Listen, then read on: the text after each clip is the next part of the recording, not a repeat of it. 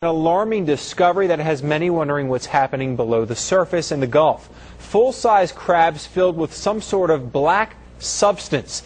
They were pulled from waters near the mouth of Bay St. Louis. Shelley Brown has the story from Hancock County.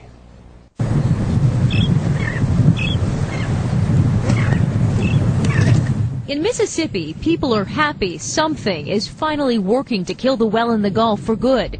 Look, see out here, look, there's a great big one. See that big one next to the rock? And while it's tough to find oil on the surface, Hancock County EMA Director Brian Adams says it's there, you just can't see it. But we're still seeing tar balls every day. And I'm not talking just a few tar balls. We're seeing a good amount every day on the beaches. A rock jetty near Waveland was covered in about 1,000 pounds of tar balls in just 3 days. And now there's been a disturbing discovery inside several full-size crabs near the mouth of Bay St. Louis. Crab, you could tell it was real slick and dark in color. So they didn't know, about the crab. So I grabbed it and opened the back of the crab, and you could see in the dead man, or the lungs of the crab, you could see the black. Longtime seafood supplier Keith Ladner says he's never seen anything like it. A crab's lungs, normally a white or grayish color. He says a crab would have to be extremely old and deteriorated to look like this.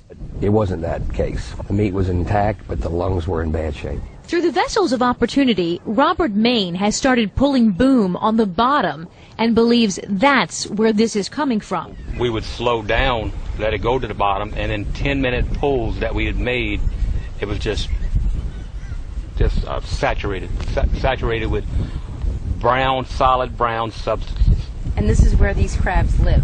Correct. On the bottom? Right, on the bottom. That's right. And a lot of other marine life. Sure, everything feeds off the bottom. Nothing but a bottom dweller. It's shocking to me that the shrimp season opened up just about a week ago, and these shrimp traveling across the bottom just like the crab. These guys couldn't sell shrimp even if they wanted to. Keith Ladner says he's talked to some of the largest processing facilities around the country, and they tell him they just can't buy from him right now because sentiment around the country is that this oil and dispersant mix is at the bottom and in our seafood. We've seen a lot of large fish since this thing has happened that are dead on the beach. We're seeing large bones like on days that are low tides like tonight. We'll go out tonight and we'll probably find large animal bones, which are from mammal bones to turtle bones. Emergency managers and fishermen want to know what's causing this, and they're hoping just because there's no oil on the surface, this doesn't become an out of sight, out of mind situation.